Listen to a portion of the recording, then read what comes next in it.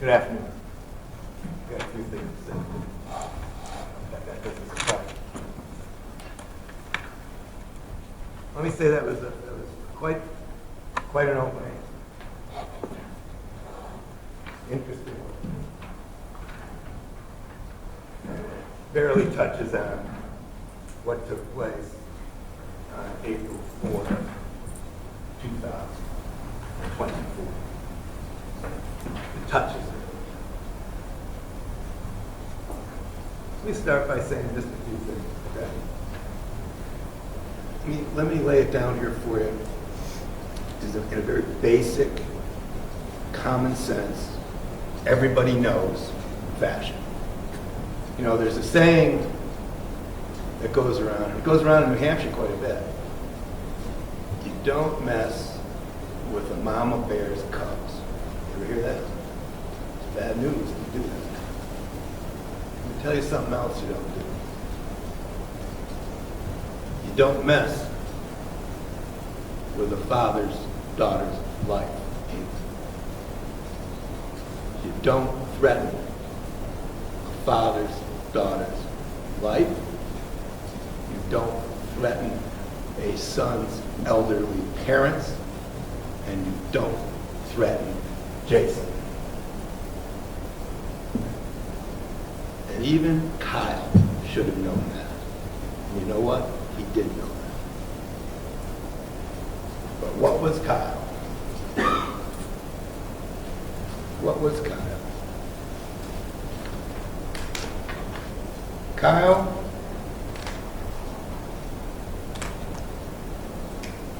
was a man who had a heart that was full of hate. He had a brain that was bathed in rage. And he had a mouth that was spewing venom on the evening of April 4th, 2024.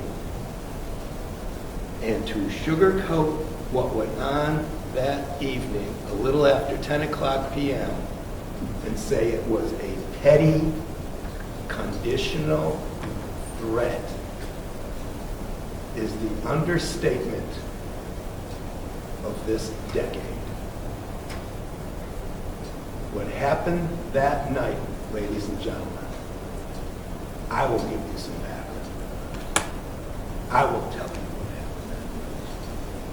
happened. And you will understand why somebody like Jason, protecting himself, his daughter, and his family, was pushed into a position where he reasonably believed that serious bodily injury or death was about to take place. And when that happens in this state, folks, the judge is going to tell you, you get to use deadly force. And that's exactly what Jason did. Kyle got what he deserved. And any reasonable human being that acted like Kyle should have expected to get the same. Should have expected to get the same. And anybody in the position that Jason Levesque was in can certainly utilize deadly force. You do not, ladies and gentlemen, have to stand back and wait for a screwdriver to get stuck inside you, or a sucker punch to the throat, or who knows what's in his pocket to decide that you're going to use a firearm. That's not the rules. Never has been in this state, never will be. You know, we all reasonably believe that we know what's going on in the cool, quiet confines, hours or days or months away from an event. But this happened in seconds. This happened quickly. This happened where you don't get to roll it over in your mind. This happened where you don't get to frisk his pants and see if he has something in it, or his jacket. This happens, and it happened that night, when a raging maniac out of nowhere and for no good reason was threatening the life of Jason and his family. Now that's the context that we're talking about. Not some petty, conditional threat. We're talking about a death threat. And when you reasonably believe that somebody is talking serious to you, you get to react serious. And that's the law. That is the law. Whether it be 1 bullet, 6 bullets, or 20 bullets, you get to utilize them. I'll give you a little aside, by the way. Kyle wasn't straight with the police. Kyle wasn't straight with the police. The police and the prosecution have been hoodwinked by him. He didn't tell them, hey, I angrily confronted Jason Levesque. No, object. Objection.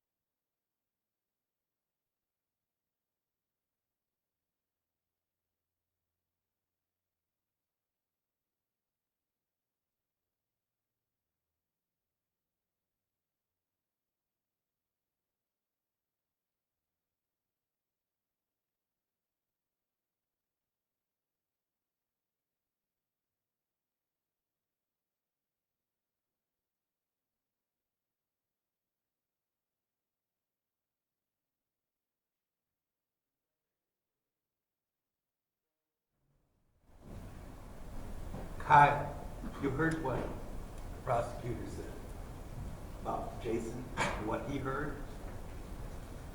You heard a lot more. Okay.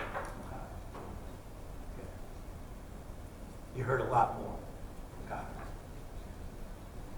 Kyle didn't say that he was going to fucking kill Jason's family. I want you at the end of this case to see who was straight and who wasn't straight. Okay? That's for you folks to judge. And you're going to judge the night of April 4th, 2024 on the videos and on the testimony. But let me tell you about that night. Let me tell you about the 24 hours before this took place.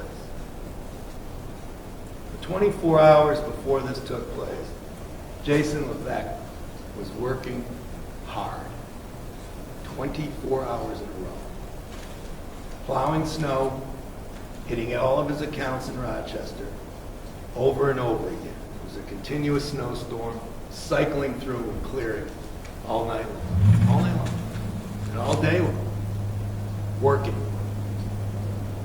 hard. The last thing he ever wanted to do was have a confrontation with an enraged maniac coming out of his house. And you're going to see the video. It's not some calm guy strolling over to Jason Levesque saying, please, don't put snow on my driveway. That's not what you're going to see. You're going to see Jason Levesque finally getting home after 24 hours, finally trying to get inside the house with the daughter that he's raised, finally trying to get inside the house where his elderly parents lived, and by the way, where his 5-year-old nephew was that night, so that he could finally get some sleep after working for 24 hours. You're going to see Jason Levesque get out of his truck after making a couple of moves with the plow. And this is kind of important, like real important, because you're going to see the driveway, Kyle's driveway, unmolested by Jason. Jason didn't dump one flake of snow on Kyle's driveway. Not one. Nothing. You're going to see Kyle quickly moving out of his apartment, his residence, and be the initial aggressor in this entire scenario. He wanted nothing to do with him, and he didn't even see him coming. Jason's minding his own business. Jason's there with his daughter. Jason's there with his daughter that was also working that night. Jason's trying to get his daughter safely back into the house. When an enraged individual, unannounced for no reason, comes right up to Jason. And folks, the description of face-to-face doesn't even get close.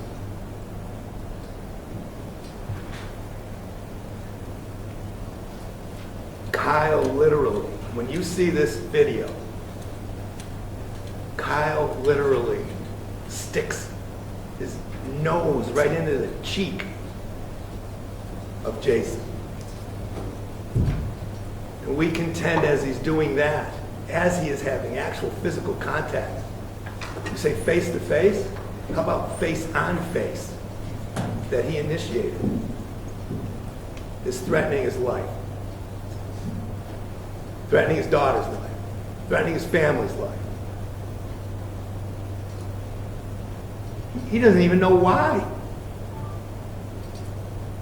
Jason hasn't done anything. And you're going to see that he hasn't done anything.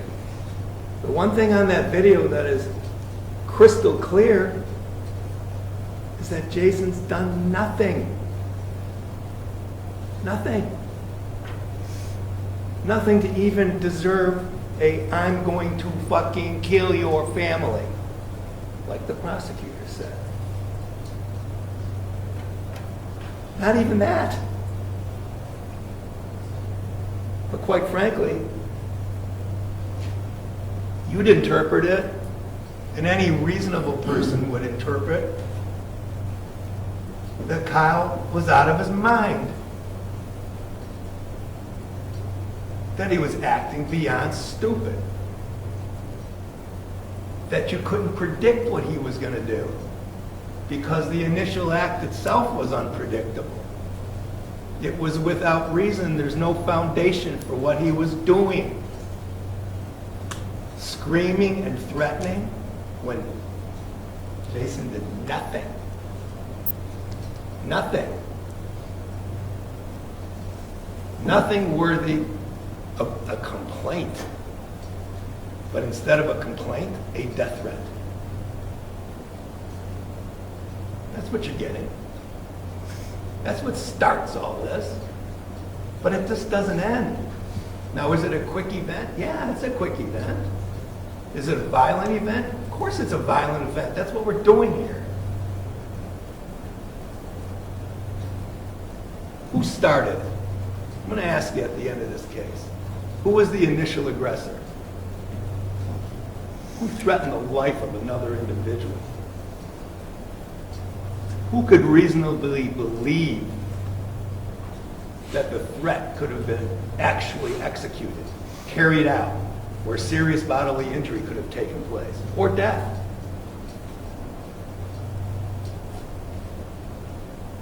Can you come to the conclusion that deadly force was utilized reasonably? Yes. But the interesting question and the legal question that's going to be placed before you is that, can the prosecution eliminate self-defense beyond a reasonable doubt? That means, can you, after placing yourself or somebody in the position that Jason was in, eliminate beyond a reasonable doubt the need for deadly force? I'm going to ask you at the end of this case to answer that question. And I'm going to ask you to say, no way did they disprove beyond a reasonable doubt that self-defense should not have been utilized. You know, nobody wants to be in that position that Jason was in. Nobody wants to be in a position where you have to use lethal force. Nobody. But you do get pushed up against the wall sometimes. And that's what happened in Rochester last year. And when he got up in the morning on the 23rd of October and was called into work to go over and over and over and plow for hour after hour after hour, he never, ever expected anything like that tirade that took place that evening. It's inexcusable.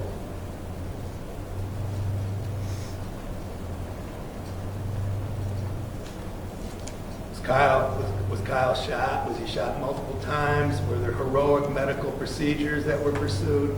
Yes, there were. That's not the case.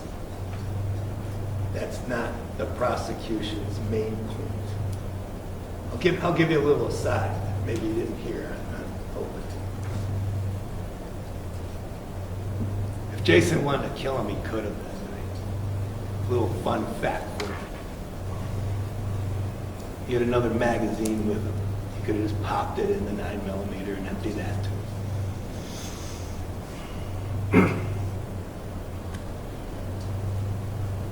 He didn't want anything to do with it. He didn't try to escape. He stayed right there in the driveway of his own home, waiting for the police to arrive. No attempt to evade at all. That's a fact. You're going to find that fact. We don't have to sit around and imagine evasion of the police, or attempting to escape, because it never happened. Waited for the police, took the firearm, kept it inside the truck. When he saw the police, he got out of the truck, cooperated 100% with them. Told them where the firearm was, went to the police station. Evading the police. I mean, I would argue that he was still in shock, but he sure wasn't evading the police. That's a heck of a lot of 15 seconds of activity that he just went through. Evading the police? He went to the police station. He sat down with the police. Did he lawyer up? Did he say, I'm not going to talk to you, I want a lawyer?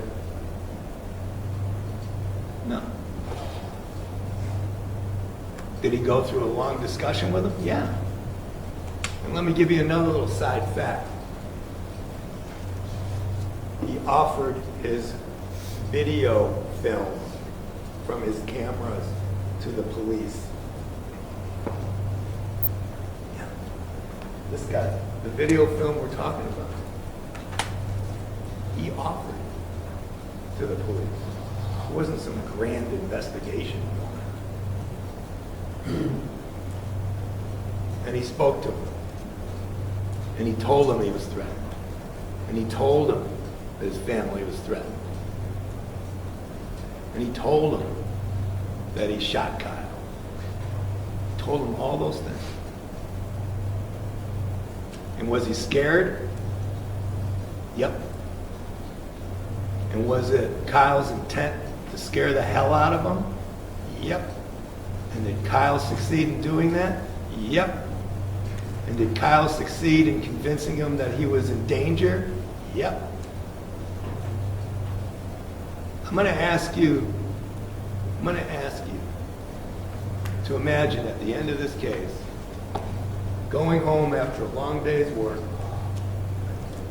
and out of nowhere, having somebody confront you, screaming and enraged, and threatening your family out of nowhere. And I'm going to ask you at the end of this case, just how long your blood pressure and your heart rate would be elevated after that. And what was going on in your head after that. And how you would react after that. Because that's what it comes down to. Because the true test, when we get down to self-defense, has to do with reasonableness. And it's an interesting instruction you're going to get. And I'll give you some of that. The judge is going to give it all.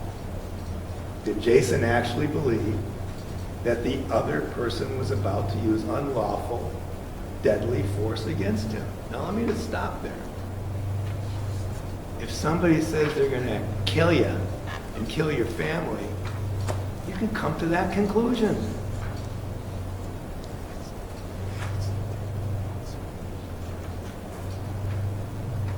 Did he actually believe?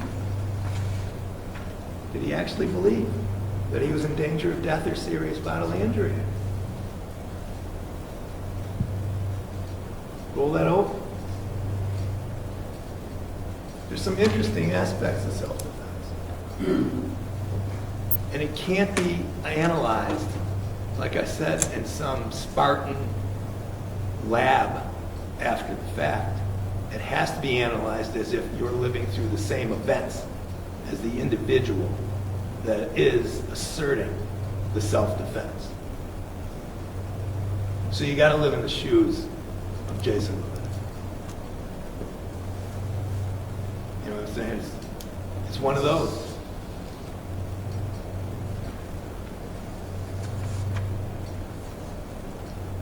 Cooperated with the police. And yeah, his path was different than a medical path, there's no question. His path is one of defending himself in a court of law and forcing the prosecution to prove their case beyond a reasonable doubt. And he has no burden. We all know that.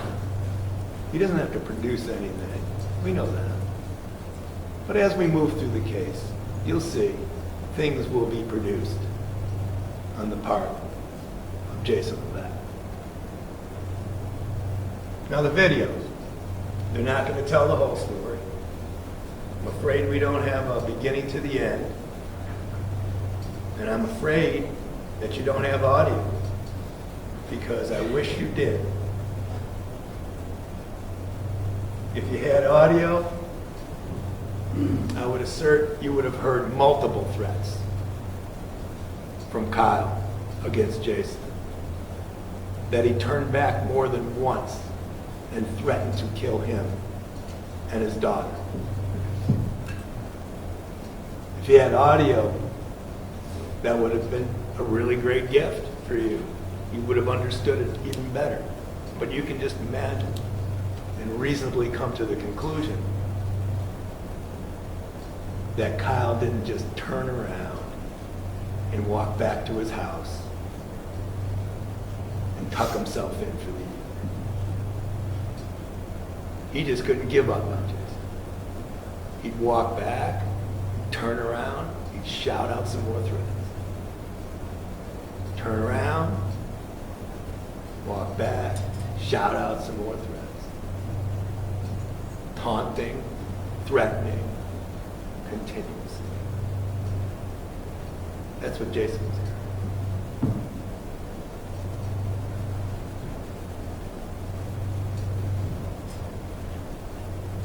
It wasn't a good night. It was a terrible night. Terrible night for both of us. Don't get caught up. Don't get caught up in some of this stuff.